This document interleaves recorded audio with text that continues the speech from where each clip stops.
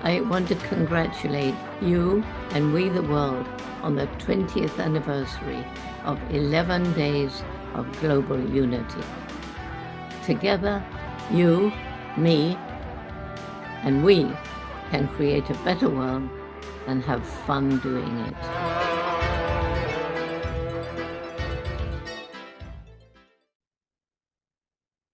Thank you, Dr. Jane Goodell, for helping We the World and all our partners to celebrate over 20 years of 11 Days of Global Unity, and thank you for joining us. Welcome to the 11 Days of Global Unity. My name is Birgit Ben-Eli, and I'm the Director of Strategic Engagement and International Outreach for We the World. Today, I'm excited that we will be joined by Grandmother Shannon CrossBear, Mitzi Clementina Bautista, and Amanda Waring, who will be talking about interdependence, the second theme of the 11 Days of Global Unity. For the full 11 days summit schedule, you can register for free by going to 11daysofglobalunity.org. 11 is a numeral and 11daysofglobalunity.org. There you can see all the 11 days broadcast. And at we.net, you can take action with the 11 campaigns for change, subscribe to Trans Magazine, and you can make a contribution to support all this work by going to we.net/donate. Thank you so much. Before we bring in our extraordinary speakers, I want to acknowledge some of our amazing partners who we support and collaborate with during 11 days of global unity and all year round. The UN International Day of Peace NGO Committee, Peace Day Philly, the Unite for Peace Coalition, which includes Unity Earth, the Sign Network, One World, Hubcast Media, The Awakening World, We the World, Climate Week, the Deep and Rapid Transformation Convergence, Pause the World in Times Square, and Pace e Bene Nonviolence Campaign. What an amazing movement, representing literally millions of people working to achieve global unity, all working with We, the World, and the We campaign at we.net. Welcome, everyone, and thank you for joining us for this important conversation about leadership as a relationship from building trust to healing community. Our goal in this session is to invite not only reflection, but also practical approaches, how leaders can sustain relationships beyond single events, center marginalized voices, authentically shift narratives from extraction to empathy, and integrate healing, spiritual grounding into their practice. But let me introduce you to our special guest. Grandmother Shannon, dedicated to promoting gentle healing throughout community and cultural leadership, has worked with tribal and non-tribal communities across the US and Canada. Welcome, Grandmother Shannon. She's skilled in trauma-informed cultural congruent practices and community engagement. Mitzi Clementina Bautista, initiated medicine carrier of the Andean tradition and founder of Kaipacha, uses ancestral practices to guide healing and reconnection with self, community, and earth. And it's also my pleasure to introduce Amanda Waring. She's an award-winning performer, filmmaker, poet, inspirational speaker, whose work spans theater, film, healing arts, and elder care. Thank you so much for all of you joining us today to our panel on leadership as a relationship from building trust to healing communities. And that brings me just to the first question, and I hope you, and I'm curious to hear you all. When you hear the phrase leadership as a relationship, what does it mean to you personally? Shannon, might I go with you first? Oh sure. I was willing to go first. It's not like I don't. It's great. It's great. I do a lot. I feel like I've done a lot of thinking about and working with both the term leadership, and so when I think about what that has to do with relationship, and how I come from a tradition where it's all about relationship, and you can't have leadership without relationship. It's a primary prerequisite for leadership, because leadership itself is the collective intelligence, right? It really entails all of the contributions that all of us have to make to the best outcome, right? And so that's what I think about. I think that you can't, the the Western way of leadership that has kind of been accepted and been in place for a very, very long time is not working. I mean, I agree. it's just not working. It's not working. It's not bringing us to a place that's healthy and well. And we have, you know, some ancestral knowledge to kind of draw upon to say, what does it look like when leadership really works well? And what does that look like in terms of relationship? And how do we begin to reclaim that and re-embrace it and elevate it? Right? So that's kind of just a few thoughts just to, you know, that I have about it. So Thank you so much, Grandmother Shannon. Mitzi, would you like to contribute to this concept or to this idea or follow or add? Yeah, thank you. And thank you for your beautiful opening words, Grandmother Shannon. Very much in agreement with so much of what you're sharing here. When I think about leadership, it comes to two questions for me that also need to be asked, which is what is the intention? And what am I in relationship with, right? So similar to what Grandmother Shannon is saying, depending on what we are in relationship with or not in relationship with guides our ability to lead. And I think that we certainly live in a time where it would be difficult to argue something to say that the leadership that is guiding humanity at this moment is taking us to where we want to be. And I think for a lot of people, there is a sense of, well, this is just how it is. You know, the foundation has been built and the foundation is a little bit broken, but this is what we have, and it's too late to dismantle an entire system. But even within that, you know, you ask any person and the society that they would dream of living in is not this sort of society, right? When you tell somebody to dream of the sort of world that they want to live in, this is not the world that they would dream to have.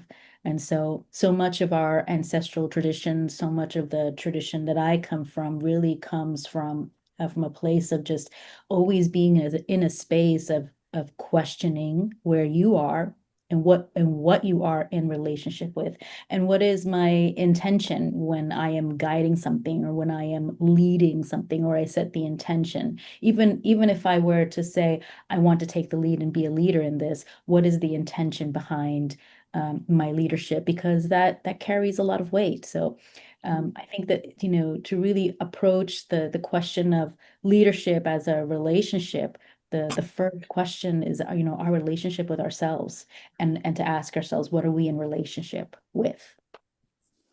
Thank you so much, Mitzi. Amanda, may I ask you your first? Yes, absolutely. Thank you again. Beautiful answers from everybody. Today I had this word. It's not leadership. It's seedership. And so what came to me was the new paradigm of taking down the hierarchy of leadership and putting back into relationship, as not relationship can be only the soul aspect. And this is both ways, the soul and the soul aspect of true, not leadership, seedership. Do you mind explaining this? Because I'm sorry, I don't even know what seedership means. Neither do I. The word came to me. It's about seeding possibilities. So it's seeding the guidance, it's seeding the opening, it's seeding the relationship to oneself and others. The concept of leadership has so much entanglement to different versions that it almost needs a new word. So that we look at it in relationship. We don't see it as one person above the other, one person knowing more than another. We come back into relationship of the sacred hoop, that if everybody's color and aspect of what it is that they filter through them in their knowledge or understanding or sacred experience is valued and heard and seen. And it may have different times of when that needs to come up, but that every person can be heard. And something around this, and this wasn't what I was going to do, but I think if that's all right, I'm going to share something, because I think we're at a time that is so pivotal about the relationship of how we come together. This is a different poem, but I would love to just share this quickly as just part of this answer, if that's okay. It's called Courage is Contagious. Courage is contagious. It's not advantageous to hide in the shadows, reside in the light, in full flight, full bloom. Not entombed, but voicing freedom, planting seeds of wisdom, not planting weeds of war. Cultivate courage. Do not be discouraged. Become the ripple in the ocean that starts a wave of motion. Courage is contagious. It's not outrageous to think you make a difference. Together, just like birds of a feather, starlings on the wing, we can sing and shapeshift into a larger thing, into anything, voicing reason and something to believe in. Courage is contagious, and so is love in action. Let's start a chain reaction, not built on distraction, but engagement in rebuilding with hope and community. We will create a path to unity. Courage is contagious. May that spark of courage held within your heart ignite the dark, light up the night, joining other beacons, standing up for what is right. Courage is contagious. Courage is contagious. Courage is contagious. Thank you so much, Amanda. That was beautiful. And I'm just thinking of, so we have mentioned here, you on the same, you're on the one hand, you brought in the similar ideas, and yet what we have mentioned, if I think about, if I listen to the three of you, what we heard, I mean, is about leadership, relationship to self, which I thought is very interesting. I didn't even think about that. And seeding, as you created a new word, and courage. How do we combine this? And I was just thinking, and if we think about, it's interesting how the leadership to, the relationship to self is how do we combine all this? So if you think in general in terms of different leadership, they are often tied to authority, if you, in a traditional Western sense, right? They are tied to authority and control. And how can leaders actually shift towards this different type of leadership, which is trust-based, which is self-awareness, which is seeding, and which is courage. So I can't pronounce this here. And what would you suggest? What practices or approaches can someone take in order to get what you all mentioned now? Anyone wants to go first, or just you're muted, Shannon? You're muted, Shannon. Well, I said I would jump in because I think this is an organic conversation. And so, I want people to join when it feels right. And, Absolutely. and I think that, so that being said, I don't think we do. I loved everything everybody said, by the way. Yeah. And Amanda, thank you. I totally agree with the sentiment. Courage begets courage. And I am so honored to be with courageous people. And and as they say, shout even when your voice shakes, say what needs to be said and do what needs to be done, and walk through the fear and or live with it or do it with it or whatever way works for you. But we're here. And I don't think that I think the paradigm is shifting and it needs to change. And so when we keep trying to construct it in the way that it was constructed before, even in a comparison kind of way, it's like we all have to stop. We just ask ourselves, am I approaching this in a way that is, leading toward life and support of life and all of those things, or not? And then proceed accordingly, or is this, am I supporting a foundation and a building that's crumbling? and trying to fix a foundation that is irreparable. And so if and I, regardless of where you are from on this planet, and to degrees and time periods, everybody has been colonized. So It's an interesting aspect. yeah, so helping us to kind of, and I mean, and interdependence is the direct opposite of colonization. That's beautifully said, Shannon. Mitzi, would you like to add to this? Yeah, first, Amanda, oh, what an extraordinary poem. So beautiful, so full of life. And I too agree, the importance of being courageous. As grandmother Shannon says, speaking your voice even when it's shaking, right? And you really can't be courageous without having a little bit of fear anyhow. So both kind of come together. Both carry this interdependence, right?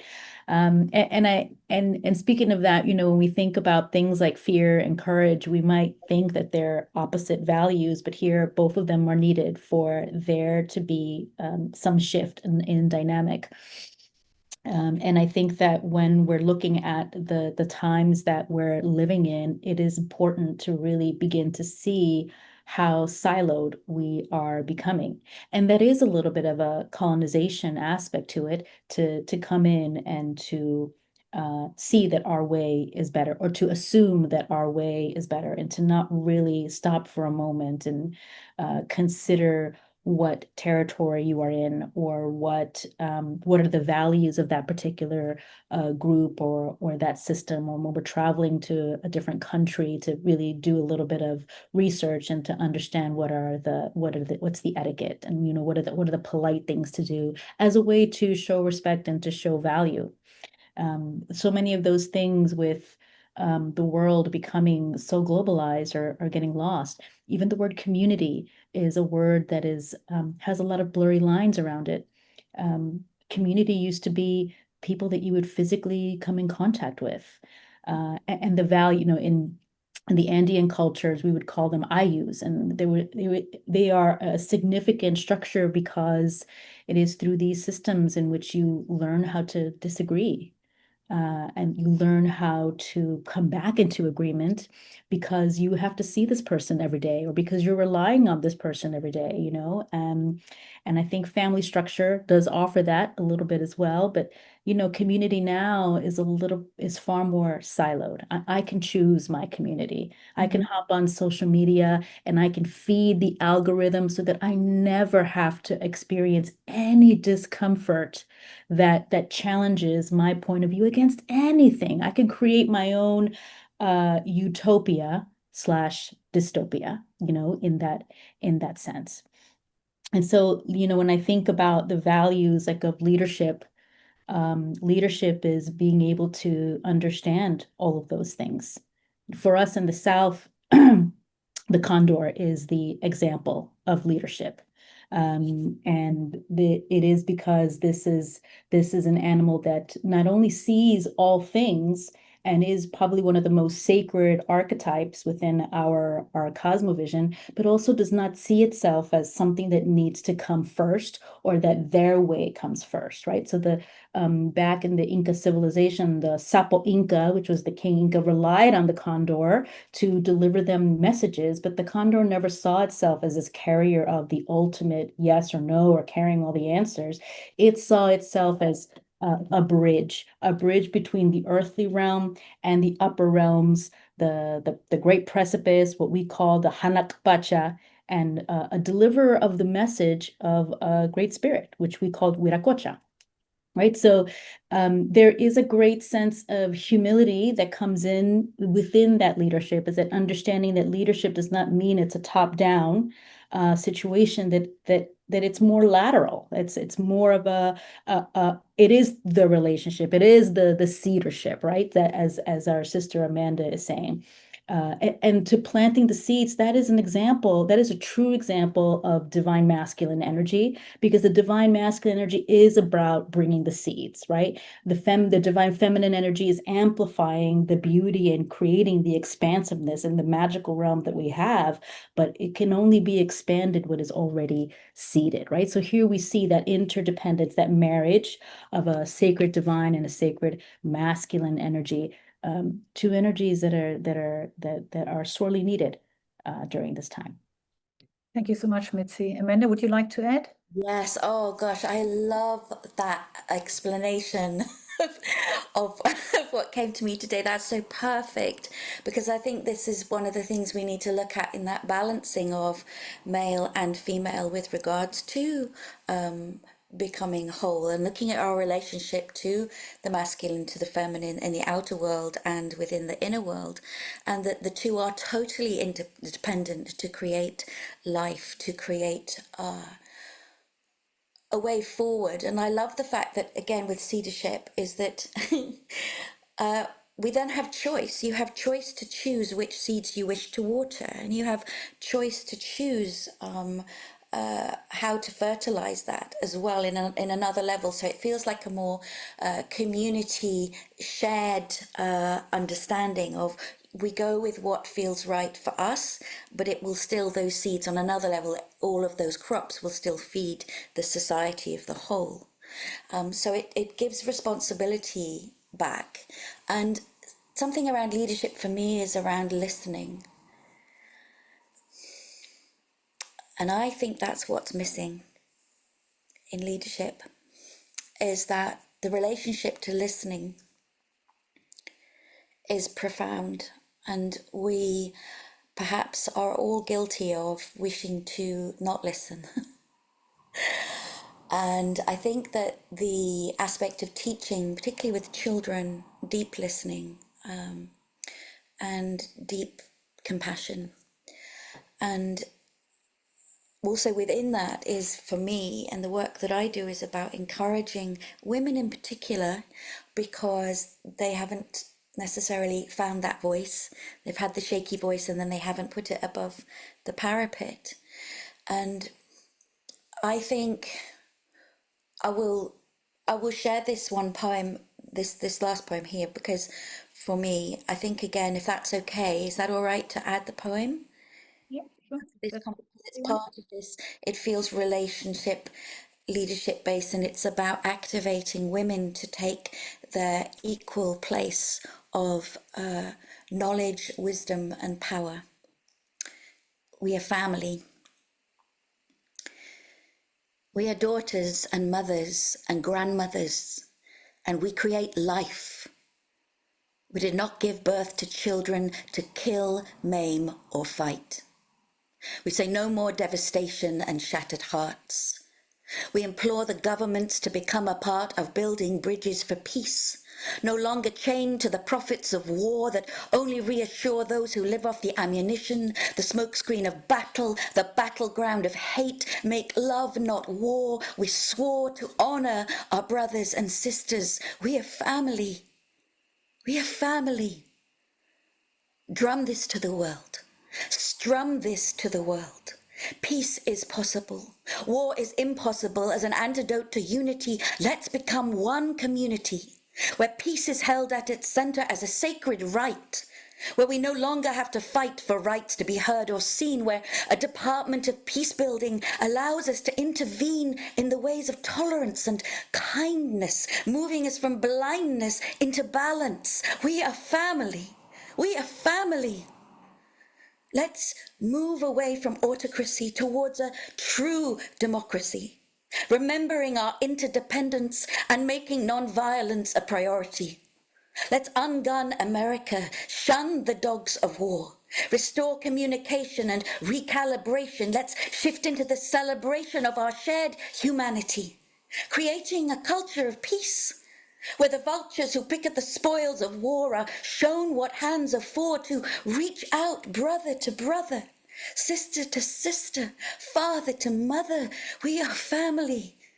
We are family. We stand for peace.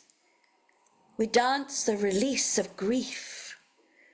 We cry our pain for those who have lost their lives again and again and again. Oppression, suppression, depression, starvation. Let's move into an activation of solutions, a heart-based revolution. Peace is possible. We have to bring it into being by seeing it in our future. Drum it into life, not drums of war, drums of celebration, not his story, but her story, our story, not glorifying war, but honoring peace and the release of the shackles of blame and shame as we regain one love, one family. We are daughters and mothers and grandmothers, and we are stepping up and stepping in. A rainbow hoop of all colours and all nations, not dying for war, but living for peace. Not dying for war, but living for peace. We are family. We are family. We are family.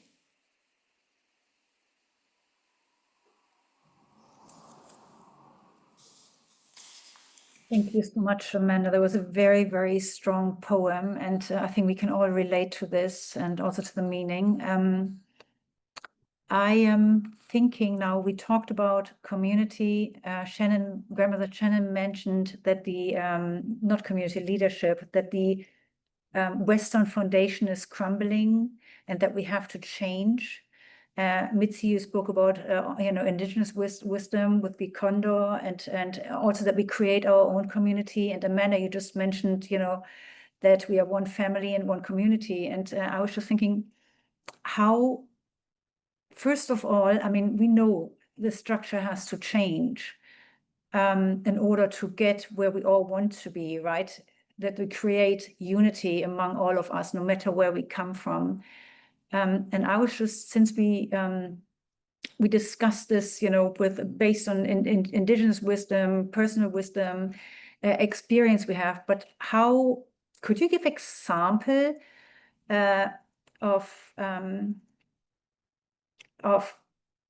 could you give examples from your life where you felt like that you managed, that you changed, that there was a shift, from in narrative, from extraction to expectation to empathy and mutual respect, that we can move more into the practical aspect of how do we know it has to change, we know it is crumbling, but what exactly do we have to go do in order to get to what Amanda just beautifully recited in her poem, to peace, family, and unity? Because we all come from different places, we all come from different cultures, different languages, different upbringing, but yet I hope we're all thriving for the same, right? And coming back to leadership, how we know it shouldn't be authoritative, it should be in relation to ourselves, it should be in relation to the others. How does it look like in practice? I mean, do you have some examples, to where you felt like that you created a shift, in narrative? Who would like to step here? So someone. I don't mind I don't mind beginning this one. Yeah, so over the last few years, my work, Gaipacha, has opened up as an umbrella for the medicine space of my Quechua Aymara tradition, but also for Indigenous advocacy and just building partnerships in right relationship. And this work has really been very important to me because it does require a great deal of diplomacy and negotiating. Sometimes I'm in rooms with people who I fundamentally disagree with, that I probably would opt to not sit down and have tea with. But yet we are in this room together with a common issue, with a common dilemma that we have to find a way to move beyond. And this is what I was mentioning before about so much of our society today gives us so much leeway to decide that we don't have to be uncomfortable with conversations that we may initially have a disagreement with. I don't think that there's a single person on the planet that would say, I want this world to end, or I don't want to save nature, at least fundamentally, right? Our behaviors, our actions will lead to different things because maybe our intention becomes so focused on me saving my country or me saving my way of living, which is an extractive way of living, right? But when we don't connect the two, I think people ideally will all say the same thing. And sometimes it is trying to find the commonalities between how we see things to be able to bridge and create a deeper conversation. And some of the discussions I'm having now, have a lot to do with the Amazon and the indigenous communities there. It's a very challenging situation where for the last 10 years, there's been billions, if not trillions of dollars devoted to saving the Amazon. And yet, every single year, we lose approximately 10% more of the Amazon, right? This beautiful terrain that carries so much medicine for us that it really is the lungs of our earth, something that we all agree that is a very terrible thing to do. And yet there isn't any change in those situations, right? So again, it comes back to like intentionality. What am I in relationship with? Because when we're having these conversations, everyone comes in with the same agreement. I want to save the Amazon. But then the buts come in, right? But I don't want to give up my way of thinking. But I don't want my bank account or my investment to be diverted. But I am here on behalf of the best interest also of this organization or this country that has brought me here. And so even though I don't want this to be destroyed anymore, I have to speak on behalf of this other entity, this other organization that will dictate, that will ultimately say something or decide something, because that's where the influence of power is to shift the dynamic, leading us to now still 10% more every year. So much money going, and we can't seem to solve that issue. And in some of the conversations, it is about changing one mindset. It is about changing one person's way of looking at things. And I'm reminded of this story of this woman in Ecuador, indigenous woman. I can't remember the Waironi. She's from the Waironi tribe. Her book called "We Are Jaguars." Her name was Nemonte. And in their fight with the government, I think it was in 2019, to try to save about 500,000 hectares of the Amazon. Part of their defense was to say this land is not empty. This land is lived in. See here, this is where the jaguars feed. You see here, this is where the medicine for hepatitis is. You see here, this is where. So just reframing and through stories, shifting the perspective to allow people to see things in a little bit of a different way. It speaks a little bit to what we are listening to, which is what Amanda said. The three values that I'm seeing coming together through this conversation are, intention, what are we in relationship with, but also like, what are we listening to, right? And how those three really come together. Because if I'm listening to the stories, if I'm listening in a different way, and I see that this land in the Amazon is not empty, it's not there ready to be developed. It already has inhabitants. It already has medicine. It already has so many different things there. Then we begin to shift things. And so for me, storytelling is a really powerful component in the work that I'm doing to really begin to shift. Even just one person's shift, that person can go back and create create a different conversation. And sometimes it just has to happen one person at a time. And sometimes that's the way.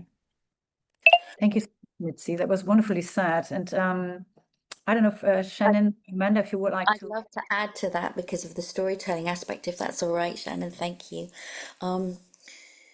So part of the work that I do is I teach leadership to those that are in charge of health and social care in the UK. I set up something called the Dignity and Care Campaign. And so I'm very well known in England for my work on elders and dignity and compassionate care. And within that, I've had to tackle, and I'll say tackle, political bureaucracy.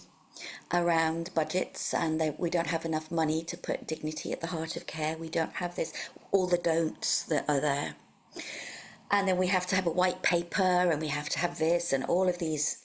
So I just came in as a single mom who sold her flat to make a film in memory of my mom called What Do You See?, which is a poem that I've put to films, and it's the personalization. So when we talk about how do we make a difference, how do we make things better, I think it is the personalization. It is often the personal story of the individual, because what happens is we need things chunked down into human aspects. We can't relate to a big, enormous piece of war and millions of people dying. We can relate to one child starving, for example, on a heart-based, I can cope with that and I can do something about that. So I think it's looking at not overwhelming, and the story and the honouring the individual stories, but within leaders. So I get called in to turn around care homes which have had the worst cases of abuse, for example, in England. And I train every single person there. So that's from the gardener to the management to the owners. Because everybody is part of this home that should be a home for elders. But what I ask them to do is to be honest. And it freaks them out. It freaks everyone out. And the preciousness of honest experiences, honest reflection, honest connection, that's where those sort of mycelium cords of deeper connection, of true growth leadership. And it's not, again, mindship, it's heartship, or it's the two, it's both, it's mind and heart. So the examples of this that I have is from my own life is that, the hundreds of care homes that I've trained in this way, the aspect of the enjoyment of the staff, not only those with dementia and the better communication, it truly feeling like a family, but is also the understanding of that we can share responsibilities and that-that's also okay. It's not a failure. As a leader, you don't have to take it all on your shoulder. It's the delegation, and that if you're a leader from egoic principles, that's going to feel like torture. But then you're hiding, and you're hiding how tired you are. You're hiding how exhausted, how unready you feel. So that's why, for me, the teaching of honesty as a principle for leadership within the National Health Service in the UK and care is groundbreaking for some people, because they just go, no, we can't say how we feel. And I say, you can't say, I'm going to double negative, Shannon, help me out. You can't say how you, anyway, you know what I mean. So, yes, that's that. And I think, again, like that beautiful thing, the individual stories, sharing our stories and recognizing our, what's connected with us. Yeah, thank you. Thank you so much, Amanda. I would love to say something, but Shannon, I'm here to moderate, and Shannon, you were nodding, and Well, so you were certainly something to add here. Yeah, I'm just, like I said, that these, this is a powerful group of women, including you, Birgit, that is together with us, right? To have this wonderful conversation and healing conversation, because when we hear the truth, it resonates with us, and and both Mitzi and Amanda and all of us are speaking truth, right? And it's just like this beautiful thing. Your heart kind of expands, right? It feels very good. And and just things like what was coming to my mind were things I've learned along the way, like individual responsibility for the collective outcome. I love that. Individual responsibility for the collective outcome. Leading from any chair. Doesn't matter. We're all leaders. That's the whole point. It's not there's no leadership is not a singular thing. It's, it's, as we have said, it's relational, as Amanda was saying. I was just like, I start everything everywhere I go, and I didn't do it today. But normally, if those that have been around me know that I always start with, Ani Nindawe Magana, greeting my relatives. Doesn't matter what place I'm at, right? I can be I've been in federal buildings, and that's the way I start. Because I have to remind people that we are related, right? And so, yes, of course, there is nothing without relationships. So, and reciprocity is a part of that. And we have, sometimes forgotten how to be conscious of that reciprocity. And then I was thinking about, all of our leaders talk about the need for the combination of heart and mind. I mean, those that were the wisdom keepers, throughout time have always said it's a combination of heart and mind, right? And then it made me think of like the skills, that listening, there's that deep listening, love skills. I love this acronym. We live in a world of acronyms. They're all over the place.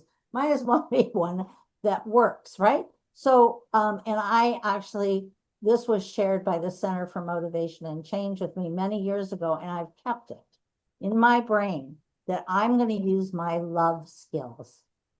And the love skills stand for L, listen. Listen. The second one is, with permission, offer. Offer what it is that you have to offer. The third is the V, validate. Validate the experience of whoever is sharing an experience with you. It's real. Validate that. That's their experience. And E for empathize. Find within yourself that connection to our humanity, to our commonality. And how does that look, though? I listened to you and you said, yeah, that sounds all good. But how does that look practically? Can you give me an example? And I'll give you an example that I always reflect upon from my own life and experience. I was working for the Indigenous, was Aboriginal, the political organizations that represent the Indigenous populations off reserve on Canada at the time. This was years ago. And they had some funds to really address the needs of children 0 to 3. That's what they were for. It was called Brighter Futures, was the initiative. And it was for all across Canada. But they had what they call a set aside for the Indigenous people, for the Aboriginal populations. And that was for, again, same thing, but it was a set aside for that particular population, with seeing what the need was. And my job at the time was, I was called secretariat. Anyway, it was a title that had to do with, I was representing the political territorial organizations that represented the Indigenous populations, right, off reserve. And it was all Chiefs Council, it was Ontario Native Women's Association, the Métis, and the non-status tribal people. And they all had their organizations for these funds. And Health Canada, so they came with their proposals of what they were going to do for the funds, and what they wanted to do for the funds was to create these healing centers, right? All family, all community healing centers. And the Health Canada said, no, you can't do that. Those funds are for children 0 to 3. And the perspective, of course, of our population was, but you can't improve the lives of children 0 to 3 unless you improve the environment in which these children are. And that includes elders and, and generational trauma and all of this kind of stuff that needs to be a part of that. And so the rest of the communities were doing things like, you know, preschool, buying diapers, you know, doing those kinds of concrete, some nutrition stuff and that home visits and that kind of thing. But our population said, that's not what we need. We know what we need, right? So you can see the huge conflict and difference, right, that was happening. And I was like, they had this big meeting in Toronto, and I was like, I'm going to have to, you know, really, I'm kind of this bridge between this and the folks representing the different territorial organizations were there, and Health Canada was there, and it was, you know, very serious in terms of these funds and how they were going to be used and if they were even going to get them, and it was really important. And so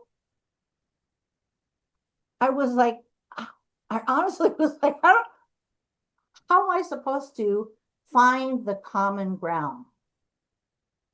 And then I remembered I had to make them relatives.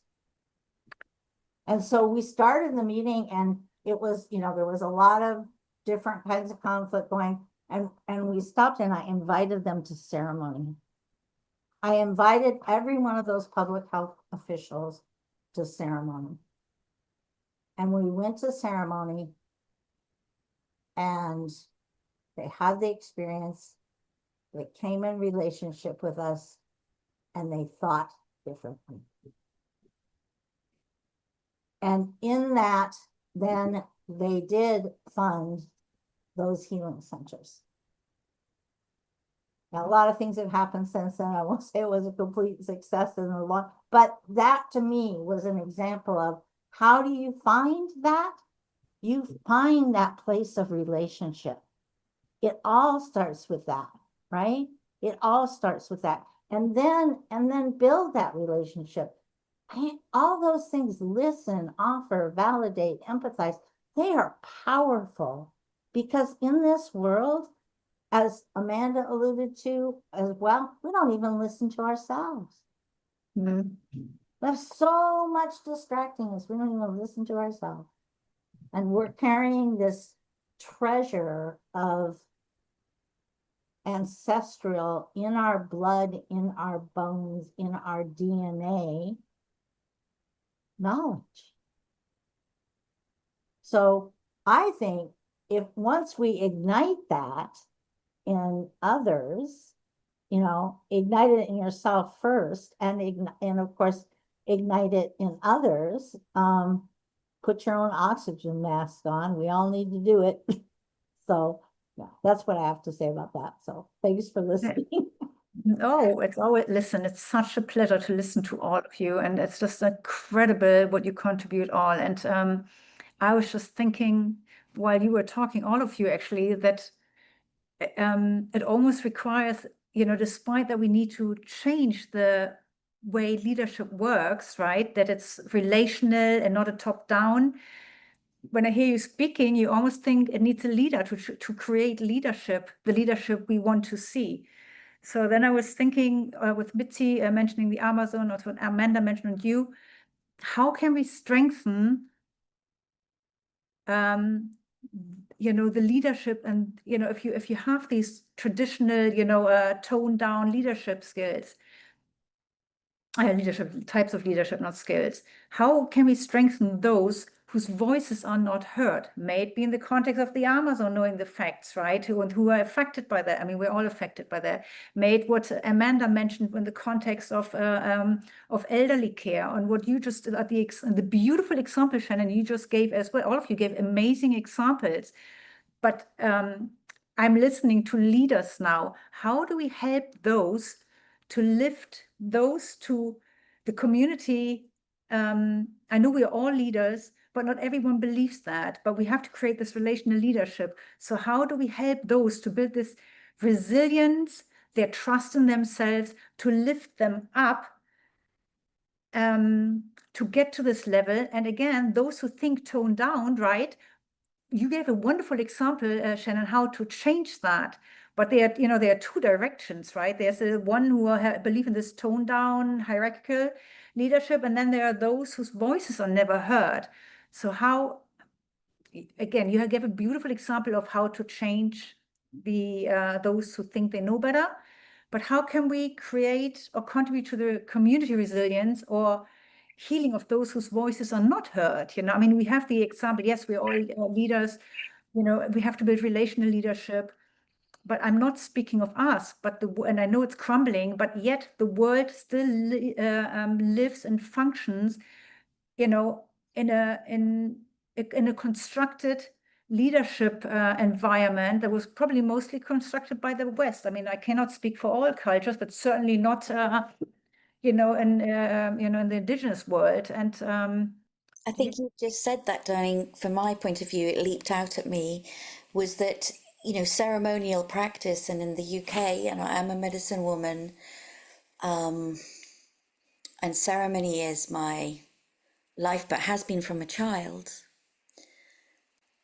And the understanding of, there was something called, I've been doing some peace ceremonies in Ireland and in Amsterdam, planting peace trees, and I met some wonderful, inspiring people, and Robert Rodriguez, I think that is his name, was looking at politics as a spiritual expansion, rather than this understanding of we don't do politics, or I don't do politics. Actually, again, like leadership change to seedership, perhaps. Let's look at this as a spiritual aspect. And if children are taught ceremony, if they are taught that coming together, if they are taught about collective decision making for the greater good, whatever is good for all, in a beautiful, and it's a natural way, and the understanding of talking sticks in whatever way that is appropriate, that is not culturally taking anybody's tradition. It may have to be that we accept a different starting point of wisdom that is that draws on all Indigenous wisdom, but isn't solely bound by one particular. It may have to be more expanded in its sharing of that. Possibly, I'm not, because there's I think if that was a connected practice, that children learnt that relationship way of listening, speaking, offering, and staying still or not, but all of that being accepted. If we start young, if we start that now, I think we are going to have such an amazing group of people who are so engaged with the principles of creating change that we can, rather than that deflated you can't, or you don't understand, or you don't know this, or you haven't learnt that. That we come from a place of we can, and we will understand each other. I'm really positive. I feel like Shannon has said, and Mitzi, there are things to overcome completely, but I feel like a tide has turned on the collective consciousness, and it just needs a little bit more, like talks like this. People need to know that you can do it. So by us talking about it already, it's like some people hopefully will be inspired and go, oh, okay, I didn't know that was already being done. Oh yes, okay, I can do that. Sometimes it's just other people showing that they've had the courage to do that, and others will then be activated. Thank you. Thank you so much, Amanda. I agree. It requires, I have a lot of hope too, especially for the younger generations.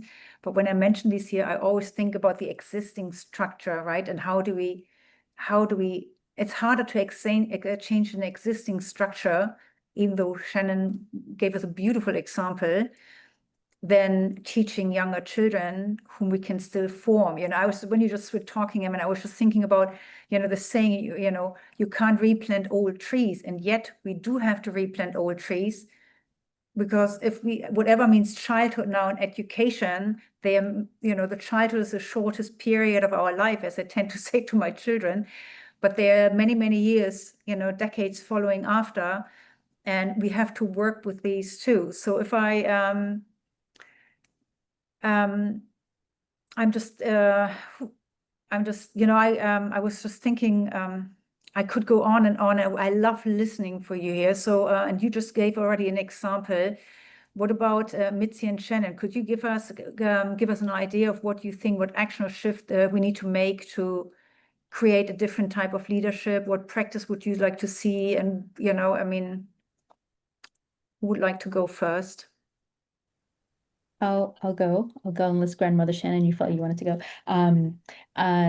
Really resonating with what Sister Amanda is sharing here as well about the importance of ceremony and bringing that to the youth, and to a large degree, I'm always astounded by our youth, how they're coming in so aware, disruptors of a system that we all have had to be a part of. And it reminds me of these wise words from an ancestral community in Colombia, where they talk about, these days that we're living in as a time where that cement would take over, but even through the cracks of cement, the tobacco would grow through. And kind of really speaking to, there is a shift in the system. How that happens, we don't know. We can create plans in our minds, in our human minds, of what we imagine things to happen, and some of it is just leaning into this energy force, this disruptive energy force, right? Because it is creating discomfort on many layers. And that discomfort is necessary for all of us to lean into, to be guided by that, because the energy that is shifting the navigation of humanity is already here, right? What we do with it is up to us, right? And the answer to that lies in some of the values that we each brought in at the very beginning of this session, which is, what is my intention? What am I in relationship with? And what am I listening to? It is through, and some of the other ones too that I know we brought up so many amazing little gems here through this beautiful conversation. So many other questions that we can be, asking ourselves. As it relates to some action, I can speak a little bit to a project that I'm working on that's going to be happening September during Climate Week here in New York City. As the UN convenes to bring NGOs and political leaders to talk about an issue that arguably everyone is concerned about on a global level, which is climate change, for Climate Change Week. Here we have some of the challenges that we've all been speaking to about where leadership is taking us now that is not working, right? A very top-down discussion. I still go to events where they bring Indigenous elders in to speak from the pulpit, and then they're shepherded to the back room while decision makers go into a separate room to have conversations and make decisions about their own territory. So they're not even included in their own conversations, right? So it feels very performative at best. And yet still each year, whenever the UN convenes for Climate Week, so many people come, because everyone comes with that hope, right? That hope or that idealism that there can be some discussion, some meaningful conversation, that even though maybe it might be a disappointment to see some of these dynamics that I'm bringing up here, and these are not secrets. I think everyone knows that these are the main issues that exist here in the UN atmosphere.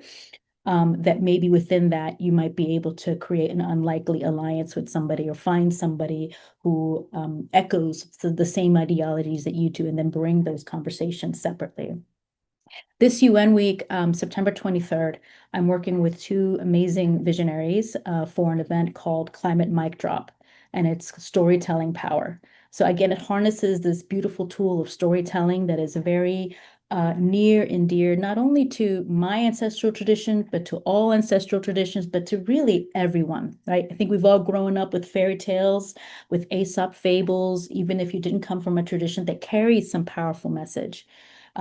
This gathering that we're creating is structured in a very specific way to diffuse the top-down discussions that we often see, to make it more of a lateral conversation. The group will be very intimate, and it has a nice cross-sector of VCs in climate change, Indigenous elders, it has funders, it has youth activists. This is at least our intentionality, to bring all of these people together into this intimate event where we have a hybrid talking circle structure with various themes, where we hope that people won't agree on how things are done, where we hope that when we bring up something like climate finance, that maybe we'll have people who have an opposing view on how they do that, just as long as it's done in a respectful and structured way, because the people that are coming to this event are decision makers that belong to some of these organizations that tend to follow a top-down discussion. And so there's so many different ways for us to lean into this energy that is already here. This is just one small way that I'm working on, taking advantage of this massive event that convenes every single year, that does carry this sense of top down, or carries all of the emblems of what we don't want in our leadership, but trying to restructure that, trying to disrupt that in a way. We don't expect to have perfection. We're just coming in with the intentionality that this will be one of many events where we begin to platform Indigenous elders to be in a space where they can be heard by decision makers, and vice versa, where there can be this nice conversation, discussion, disagreement, however that needs to begin for there to be some momentum forward into the reality and into the type of human space, humanity space that we all want and that we all deserve. Thank you so much, Mitzi. That was really, this is already such a big step, an important step in a direction I think we all would love to see. And I would love to continue with all of you, but I think we just unfortunately at some point have to close up here. And you mentioned already one example, and my intention was, but you talked already about that. Like a call to action. And so this year with We the World, we're promoting the hashtag urgency for action. So that's urgency, the number 4, and then action. Urgency for action, that's the hashtag. And we're using that all in our activities. And I meant to, again, I wish we could keep going, but again, we have to close here now. So I meant to ask all of you, if you like, again, I mean, despite that you mentioned already so much, and I'm not sure, Amanda, would you still like to read your poem? But if you want to read your poem before we before we have all a call to action to finish off our conversation, we can go ahead with this. Yes, thank you. That would be great. I've got the last one to ring you, so to read to you.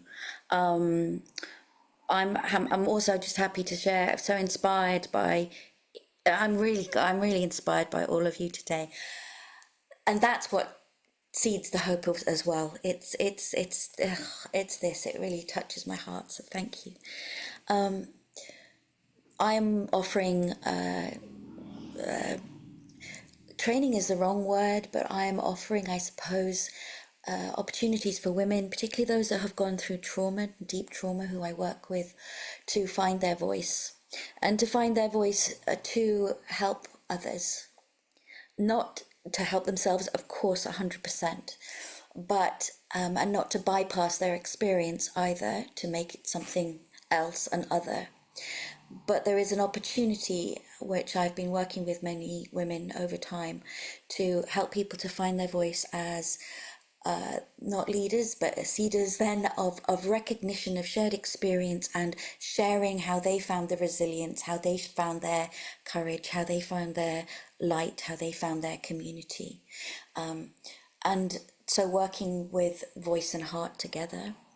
And this poem is about really igniting, which Grandmother Shannon had said, igniting the fires of possibility and communication with that.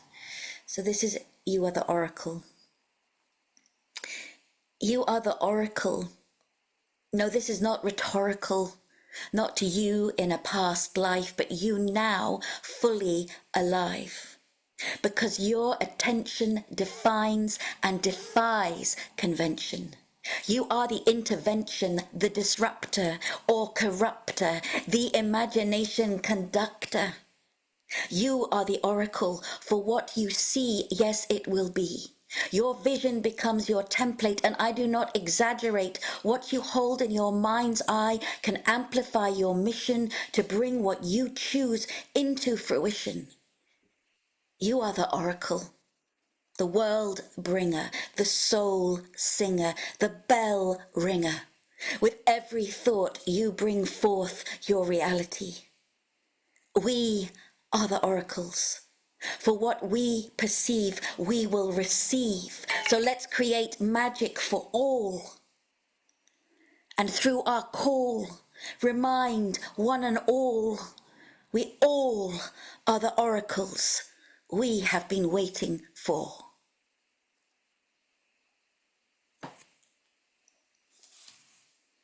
Thank you so much, Amanda. That was, I'm speechless. That was, I think it spoke to all of our hearts, and I love how you said that we're all the oracles, which is true.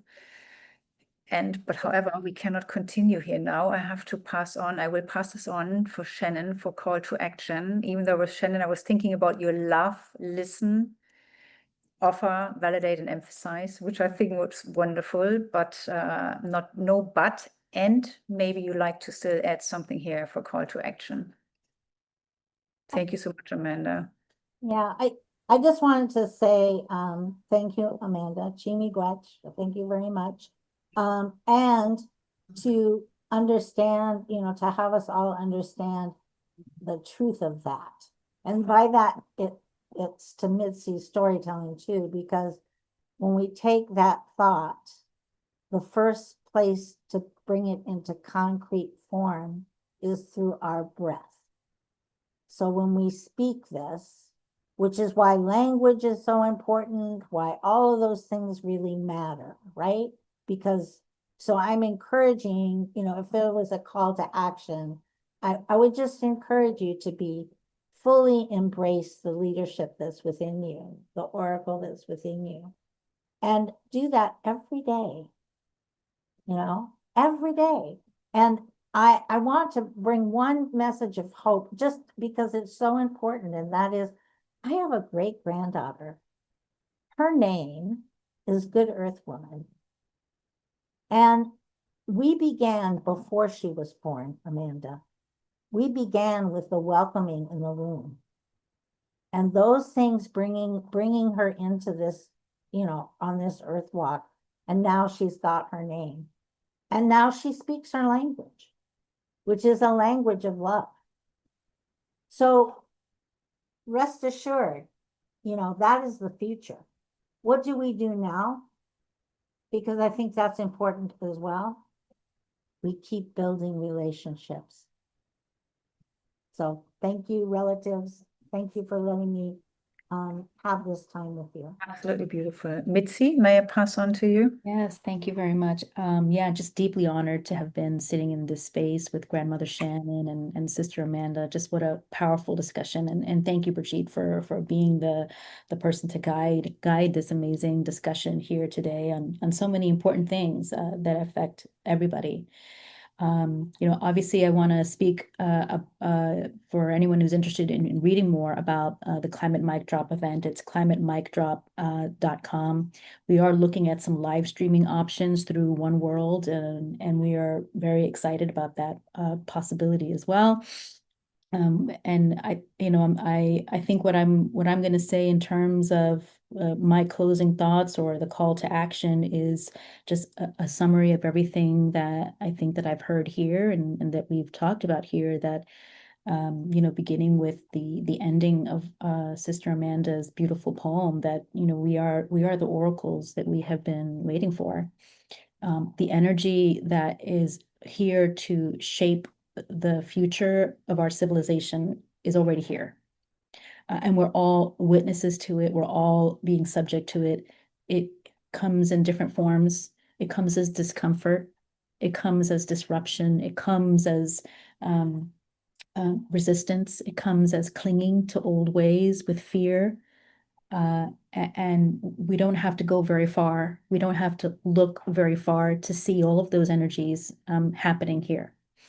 And what does that mean for us, right? What does that mean for those of us? It really does invite us to really step into a courageous place, because through all of the prophecies that were held by my tradition, the Quechua Aymara, which is the eagle and the condor, the tobacco and the cement, all of the beautiful prophecies that are held here by our relatives in the north, all of them speak to this time as a very important time.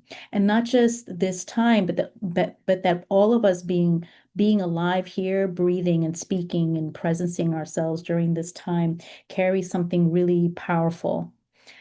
Meaning that if you allow yourself to believe that we all decided to be born right at this time period to help move this energy forward in some way or another. And I don't have to go very far to glean that these all three of you here, all of us here, are part of that dynamic.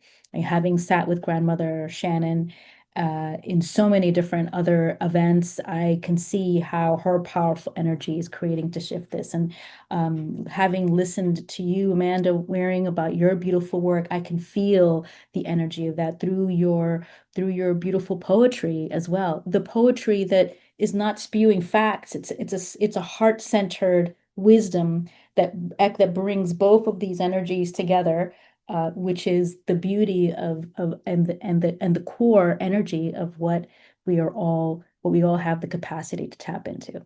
So I would say for anyone listening about these times and what does leadership mean, it does mean leaning in. It means surrendering to the discomfort. It means surrendering to the disruption. It means surrendering to the resistance, and that all of those energies are here to serve us, that the great creating energies are here conspiring on our behalf, helping us as a civilization, giving us an opportunity to decide if we wish for this civilization to continue forward or to end as it is. And we have that power now. Thank you so much, Mitzi. Thank you, all of you. It's just, you all make me speechless here. And but again, we have to close.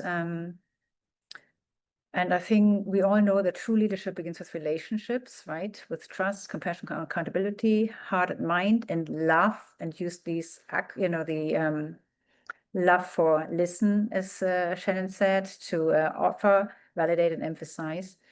So thank you so much again for all your wisdom, stories, and presence here. And this was really an amazing conversation about leadership and about relationships and living and evolving practice and empathy and healing. And I truly appreciate all of you. So unfortunately, we have to close today's dialogue and invite all our viewers to carry these practices and forward into their own circles and communities. I'd like to mention at the very end here the We Power campaign. It's about the power of we, millions of us coming together to transform our society. So it prioritizes the common good. To help us launch the We Power campaign, please go to we.net/WePowerCampaign. Thank you so much to the three of you again. It was such an inspiring and exciting and meaningful and purposeful conversation filled with what you all radiate: heart, soul, courage, and love. And so thank you so much, Amanda, Mitzi, and Shannon, for being here.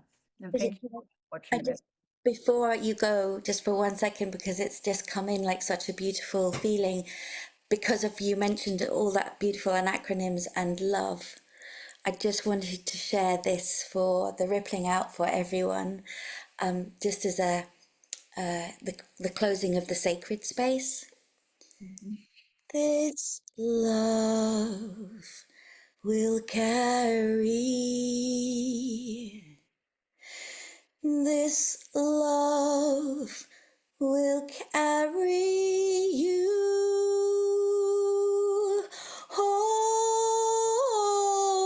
Oh, this love, this love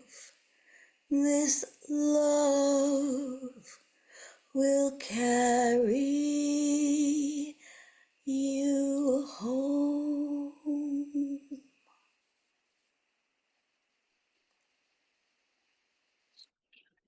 Thank you so much, Amanda. Thank you to all of you. We love you all. Thank you for everyone watching this, and bye-bye. Thank you.